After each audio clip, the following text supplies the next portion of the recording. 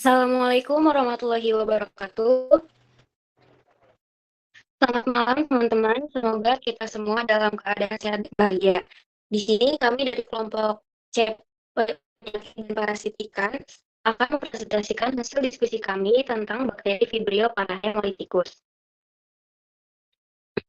Sebelumnya perkenalkan nama saya Fidayanti Lizan dengan NML 1B024003. Saya Nusrul Afita dengan NIM L1B024010.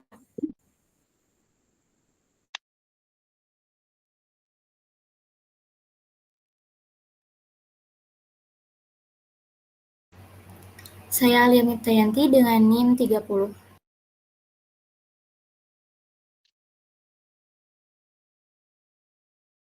Karakteristik Vibrio parahemolyticus merupakan bakteri gram negatif dengan bentuk tubuh menyerupai koma dan masuk dalam famili Fibrionaceae.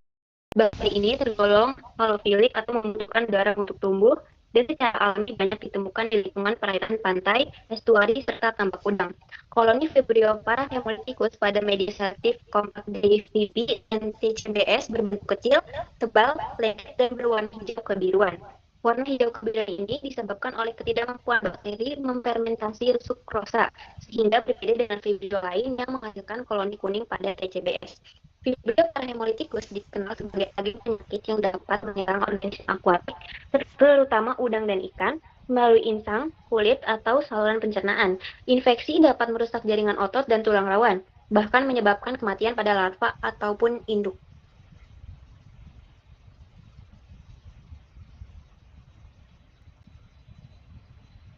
Klasifikasi bakteri, kingdom Bacteria, Proteobacteria, kelas Gamma Proteobacteria, ordo Fibrionales, famili Fibrionaceae, jenis Vibrio, spesies Vibrio parahemolyticus. Vibrio parahemolyticus termasuk ke dalam kingdom Bacteria, film Proteobacteria yang merupakan bakteri gram negatif, serta kelas Gamma Proteobacteria yang banyak berisi bakteri patogen akuatik. Bakteri ini masuk dalam ordo Fibrionales, yaitu kelompok bakteri berbentuk koma, motif dengan flagella polar, dan bersifat halofilik. Secara taksonomi, ia berada dalam famili Fibrionaceae, yang banyak ditemukan di laut atau estuari dengan beberapa anggotanya bersifat patogen. Genusnya adalah Vibrio, yang memiliki ciri gram negatif, berbentuk batang lengkung, dan oksidasi positif.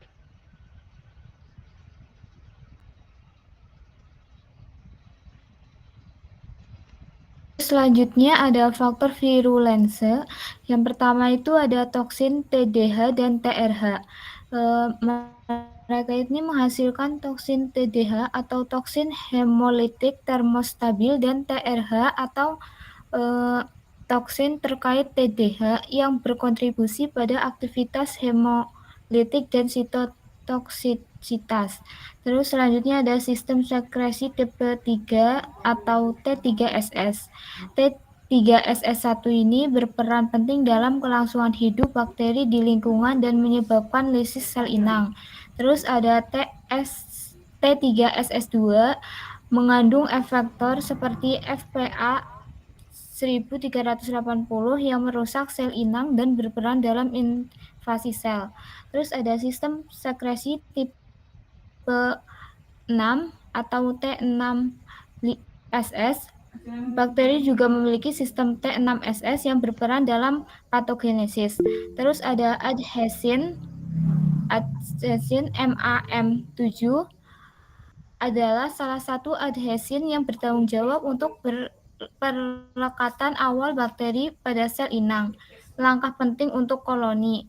Selanjutnya ada protease, faktor virulensa ekstraseluler yang berkontribusi pada patogenesis dengan merusak jaringan insang. Terus ada flagella. Vibrio parahemolyticus memiliki dua jenis flagella. Yang pertama itu flagella polar untuk bergerak atau berenang. Terus ada flagella lateral, yaitu berhubungan dengan pembentukan biofilm dan transformasi sel swarmer. Terus ada kapsul. Kapsul ini membantu bakteri dalam bertahan hidup dan berkoloni pada inang. Selanjutnya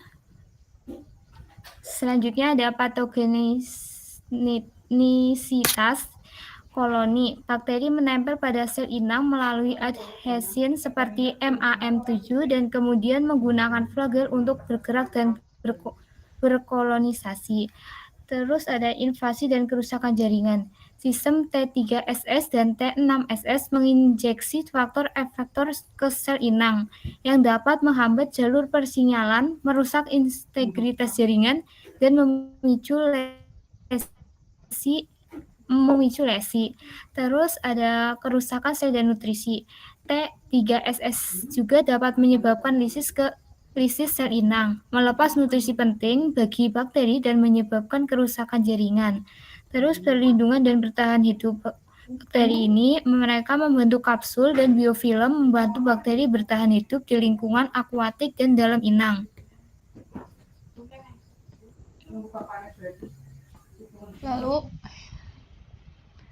Lalu ada inang dan gejala penyakit. Vibrio parahemolyticus ini penyebab akut hepatopancreatic necrosis disease atau AHPND atau early mortality syndrome atau EMS pada udang seperti udang faname dan udang windu. Kedua spesies tersebut menjadi inang utama yang sangat rentan terkena bakteri kolonisasi dalam sistem pencernaan dan hepatopankreas. Adapun gejala-gejala dari penyakitnya yaitu terjadinya penurunan nafsu makan, aktivitas melambat, serta gejala khas seperti hepatopankreas yang mengecil, pucat, usus kosong, atau tidak berisi.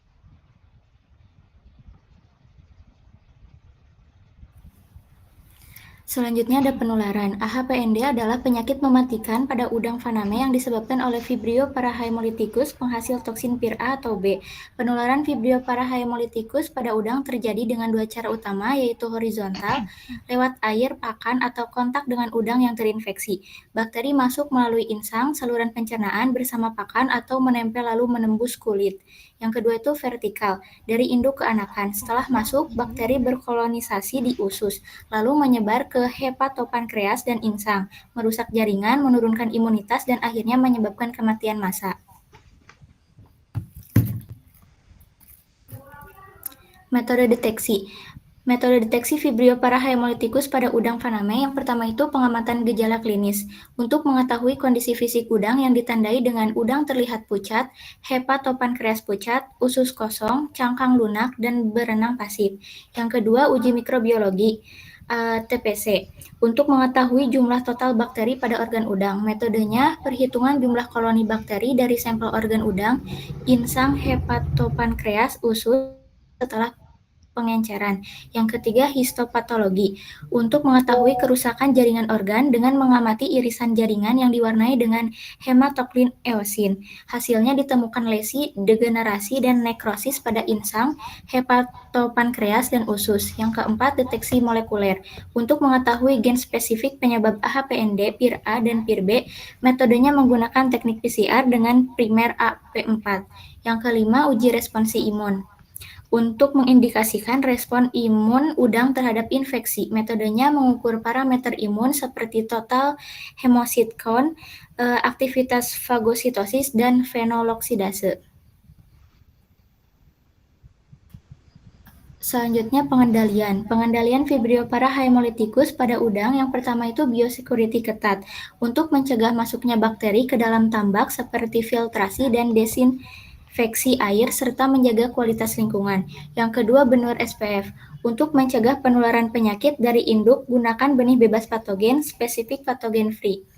Yang ketiga, probiotik dan imunostimulan, menekankan pertumbuhan bakteri dan meningkatkan daya tahan udang seperti mengaplikasikan probiotik di air tambak dan pemberian imunostimulan pada pakan. Yang keempat, manajemen pakan, hindari pakan segar mentah, gunakan pakan yang berkualitas. Dan yang terakhir, monitoring rutin, qPCR, deteksi dini dengan toksin pir A untuk mencegah penyebaran penyakit sebelum menimbulkan kerugian besar.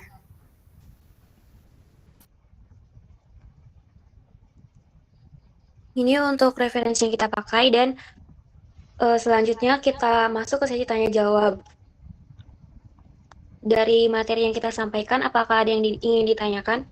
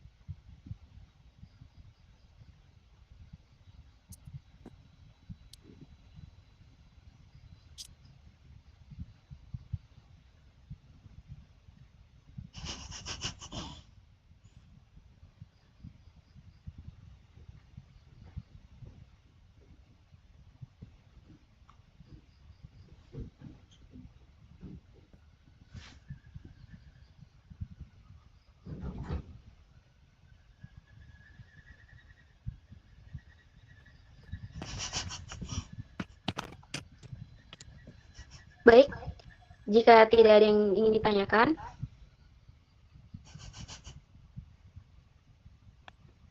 mungkin kami anggap itu cukup. Kami pamit. Cukup, Kak. Wassalamualaikum warahmatullahi wabarakatuh. Terima kasih, Kak.